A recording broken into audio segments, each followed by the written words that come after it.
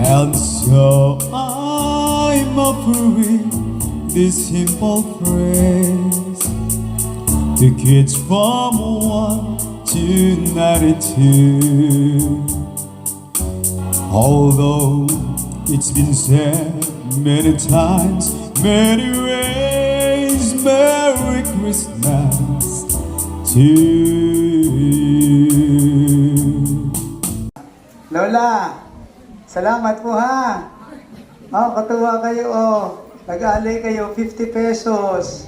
Abuta pa si Lola. Ano? Nag-aalay ng 50 pesos. May trabaho po ba kayo? Wala. Walang trabaho, 50 pesos. Samantala yung iba, may trabaho, laki ng kita, 20 pesos. Ano? Lola, kaya ka pinagpapala ng Panginoon, marami ka, mahaba ang iyong buhay, dahil marunong ka sa Diyos at marunong sa simbahan. Amen? Kaya pala pinupuri ng Panginoon at pinuri ng Panginoon ang babaeng balo. Kayo po may balo na? Talagang ang mga balo talaga ay marurunong sa Diyos. Ang mga balo talaga ay mga generous. Pagdating sa simbahan.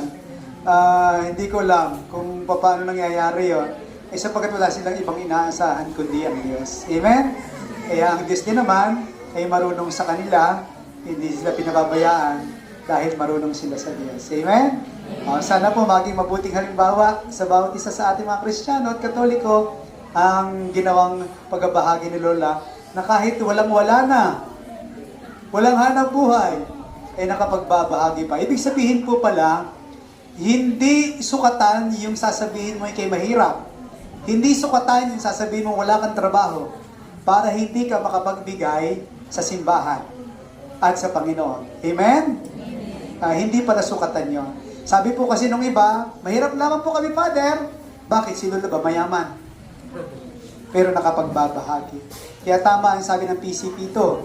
Walang taong napakahirap na hindi makapagbabahagi at walang taong napakayaman na hindi makatatanggap.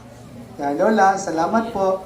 Sana po si Lola ay maging halimbawa po sa lahat at sa ating lahat. Amen. Salamat po, Lola. Thank you po.